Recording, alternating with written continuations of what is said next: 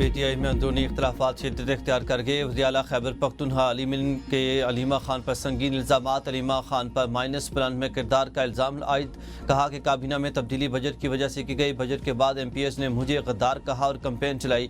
Party کو نقصان پہنچانے میں علیمہ خان کا کردار ہے۔ بانی پی ٹی آئی کے مشاورے سے ہی تمام فیصلے کیے گئے۔ فیصلے ترقی اور عاقب اللہ خان کو بلا کر کابینہ تبدیلی سے آگاہ کیا۔ علیمہ خان کے الزام پر کہوں گا کہ شکایت کمزور منافق لوگ کرتے ہیں۔ بانی سے ملاقات میں انہیں پارٹی میں بڑی تقسیم سے آگاہ کیا۔ علیمہ خان نے بانی پی ٹی آئی کو مائنس کرنے میں کردار ادا کیا۔ پارٹی تقسیم کی سب سے بڑی وجہ ولاگرز کو آگے لانا ہے۔ علیمہ خان ولاگرز کو روکنے کے بجائے ساتھ دے رہی ہیں۔ علیمہ خان کو چیئرپرسن بنانے کی کیمپین چل رہی ہے۔ بشا بی بی ناحق جیل میں ہیں اور سب حقیقت جانتی ہیں۔ علیمہ خان کے بیٹے کی گرفتاری کے بعد 3 دن میں رہائی ہوئی۔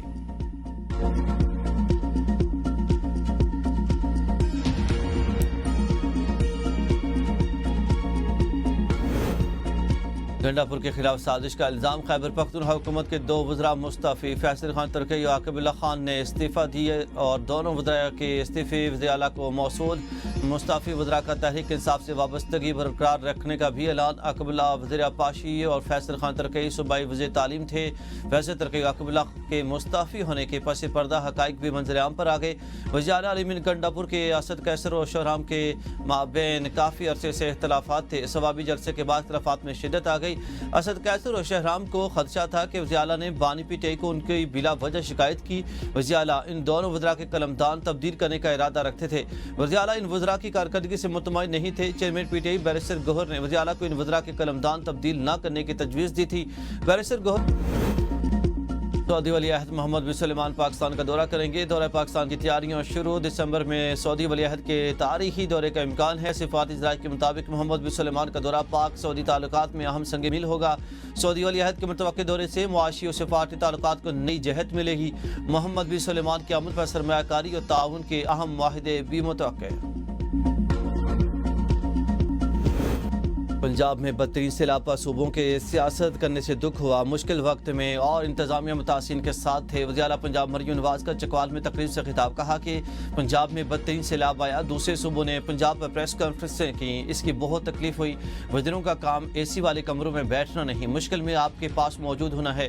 اپنے پیسے سے متاثرین کی مدد کریں گے، کشکول اٹھانے کی ضرورت نہیں۔ میں نے سیلاب زدگان کو اپنا مہمان کہا، عزت سے روٹی اور رہائش دی۔ پاناما لانچ ہونے کے بعد نواز شریف نے مشکل وقت دیکھا۔ اڈیالہ جیل کے سیل میں والدہ کے انتقال کا پتہ چلا۔ مجھے بغیر کسی قصور کے 2 بار جیل جانا پڑا۔ میری جیل کی زندگی آسان نہیں تھی، تندور کی طرح تپ رہا ہوتا تھا۔ وزیر اعلیٰ نے ہونہار طلباء اور طالبات میں لیپ ٹاپس تقسیم کیے۔ وزیر اعلیٰ پنجاب کی تنقید پر پی پی برا مان گئیں۔ وزیر اعظم کو شکایت لگانے کا فیصلہ۔ ایوان میں اعظم رضی تارڑ نے مریم کے بیان پر پیپلز پارٹی سے معذرت کا لی۔ وضاحت دی کہ سیاست میں لفظی جنگ چلتی ہے۔ سینٹ میں رانا ثناء اللہ نے کہا کہ پنجاب کو بلا وجہ برا بھلا کہا جاتا ہے۔ وزیر اعلیٰ پنجاب جواب نہیں دیں گی تو کون دے گا؟ پیپلز پارٹی کی تسلی نہیں ہوئی اور فیصلہ کیا گیا کہ وزیر اعظم کی لندن سے واپسی پر ان کے سامنے معاملہ رکھا جائے گا۔ لندن سے وزیر اعظم کی وطن واپسی پر پیپلز پارٹی کی قیادت ملاقات کرے گی اور وزیر اعلیٰ پنجاب اور وزراء کے بے نظیر انکم سپورٹ پروگرام پر بیجا تنقیدی بیانات سامنے رکھیں گے۔ پیپلز پارٹی کے سیلاب متاثرین کی امداد کے مطالبات وفاق سے ہیں، پنجاب حکومت کا کوئی تعلق نہیں ہے۔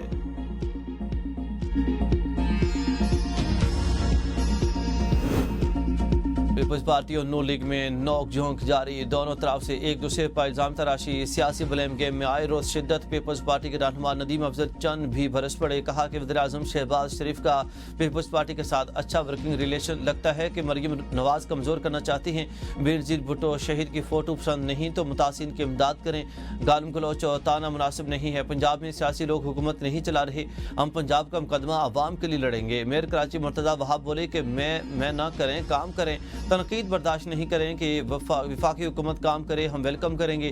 وزیر اطلاعات پنجاب عظمہ بخاری کا پیپلز پارٹی کے رہنما کے بیانات پر شدید رد عمل، کہا کہ پنجاب کے وسائل، خزانے اور پانی پر سب سے پہلے پنجاب کا حق ہے، پھر کسی اور کا۔ انہوں نے پنجاب کے سیلاب پر سیاست کرنے کا مشورہ شاید مودی سے لیا ہو۔ لسانیت اور صوبائیت کو ہوا دینے والے خود پیپلز پارٹی کے رہنما ہیں۔ اگر آپ مردہ سیاست کو زندہ کریں گے تو جواب بھی میڈیا پر ہی ملے گا۔ باری مغزیب کا مؤثر رد عمل دینے کا اعلان، کہا کہ اگر پیپلز پارٹی کے ترجمان گندم اور سیاست پر سیلاب پر سیاست کریں گے تو جواب بھی دیا جائے گا۔ پاکستان کا جدید ترین ملکی ساختہ کروز میزائل فتح 4 کا کامیاب تجربہ ISPR کے مطابق فتح کروز میزائل 7.5 کلومیٹر تک ہدف کو کامیابی سے نشانہ بنا سکتا ہے۔ یہ میزائل جدید ایونکس اور جدید نیویگیشنل نظام سے بھی لیس ہے۔ دشمن کے میزائل دفاعی نظام سے بچنے کی صلاحیت رکھتا ہے۔ فتح 4 کی شمولی سے پاک فوج کی روایتی میزائل فورس کی رسائی، مہارت و بقا کی صلاحیت مزید بڑھ جائے گی۔ صدر مملکت وزیر اعظم chairman joint chief of staff committee اور سروسز چیفز کی کامیاب تجربے پر مبارکباد۔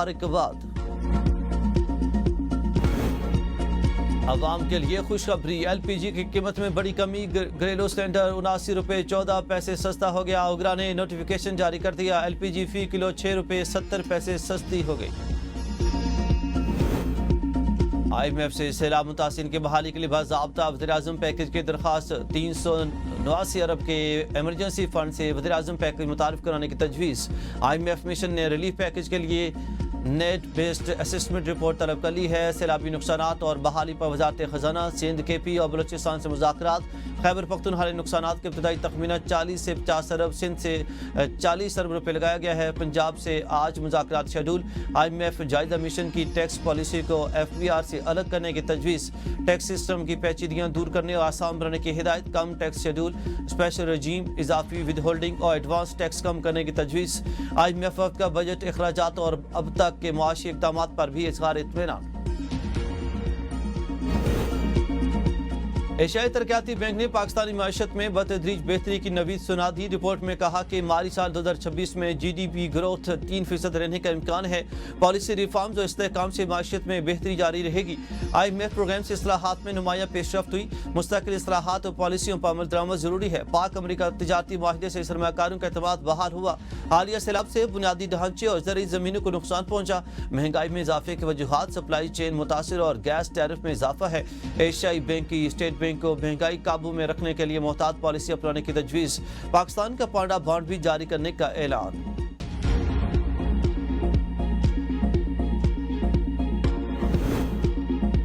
سندھ اور بلوچستان کے ساحلی علاقوں میں بارش، گرمی کا زور ٹوٹ گیا۔ بارش کے بعد ٹریفک کی روانی متاثر، کورنگی انڈسٹری ایریا میں نالے ابل پڑے۔ صدر MA Jinnah road, Jamshed town, Tariq road سمیت کئی علاقوں میں ٹریفک جام، گاڑیوں کی قطاریں لگ گئیں۔ بارش سے کے الیکٹرک کے 300 سے زائد فیڈرز ٹپ کر گئے۔ گلستان جوہر، کورنگی اور اورنگی، گلشان اقبال، سرجانی ٹاؤن سوسائٹی اور بلدیہ سمیت دیگر علاقوں میں فیڈرز بند، تاحال 200 سے زائد فیڈرز بحال نہیں ہو سکے۔ کینیڈین حکومت نے خطرناک جرائم میں ملوث بھارت کے بشنوئی گینگ کو دہشت گرد تنظیم قرار دے دیا۔ کینیڈین حکام کو گینگ کی تمام جائیدادیں اور اثاثے منجمد یا ضبط کرنے کا قانونی اختیار مل گیا۔ گینگ کا سربراہ لارنس بشنوئی نے اور گینگ بالی ووڈ اداکار سلمان خان کو دھمکیاں اور ان کے دوست بابا صدیقی اور سدھو موسیوالا کے قتل میں بھی ملوث ہے۔ جنوبی افریقہ کے ساتھ ٹیسٹ سیریز کے لیے 18 رکنی پاکستانی اسکواڈ کا اعلان۔ شان مسعود ٹیم کی قیادت کریں گے۔ 3 نئے کھلاڑی آصف افریدی، فیصل اکرم اور روہیل نذیر اسکواڈ میں شامل۔ بابر اعظم، محمد رضوان اور عامر جمال کی واپسی۔ ایشیا کپ کھیلنے والے کھلاڑی 4 اکتوبر کو اسکواڈ کو جوائن کریں گے۔ پاکستان اور جنوبی افریقہ کے درمیان پہلا ٹیسٹ 12 سے 16 اکتوبر کو قذافی اسٹیڈیم لاہور میں کھیلا جائے گا۔ دوسرا ٹیسٹ 20 سے 24 اکتوبر راولپنڈی میں شیڈول۔ کیمپ 30 ستمبر سے 8 اکتوبر تک لاہور میں جاری رہے گا۔ اور ایشیا کپ میں شکست کے بعد قومی کرکٹرز کے غیر ملکی لیگز کے لیے NOC معطل۔ PCB کی قومی کرکٹرز کو ڈومیسٹک کرکٹ کھیلنے کی ہدایت، کہا کہ لیگ کھیلنے کی وجہ سے کھلاڑیوں کی کارکردگی متاثر ہو رہی ہے۔